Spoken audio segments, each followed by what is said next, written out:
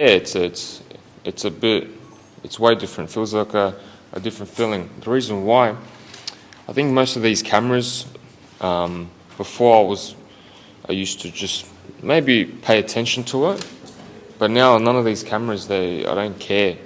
I'm focused on one job. My job is to just get the victory. That's it. Simple. Personally, I hate to see Tsyzu looking how he looking, and it just, in his eyes, you can't see that fire. You can't see that excitement, when he training real flat-footed, real slow, real uninterested, and at one point, Tsyzu was a guy that brought so much life, energy, and charisma to the sport of boxing, and now everything just looked, real dry, and like I said before, Tsyzu is a guy who can compete, but he can't compete at a high level, because you get PTSD when you go in there and get your ass whooped like he's been defeated. Bakram, that was scary.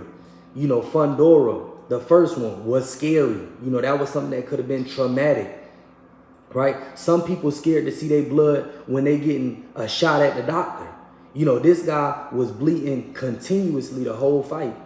Then in the second fight with Fundora, the same thing, went in there, took damage. Fundora said that, in that fight, just looking at Tsyzu's eyes, he could tell that he didn't want to be hit. And we all know, especially boxing purists, when a fighter no longer wants to get hit anymore, that's a telltale sign that the career is over. Tsyzu can be that guy, fighting that type of competition.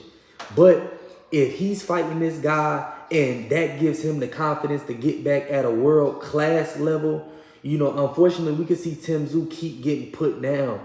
And like I always say, it's about these guys retiring, not just with a bunch of money in their account, but with their faculties, their ability to move their hands, their feet, their ability to talk, help their kids with their homework, cook dinner with their woman.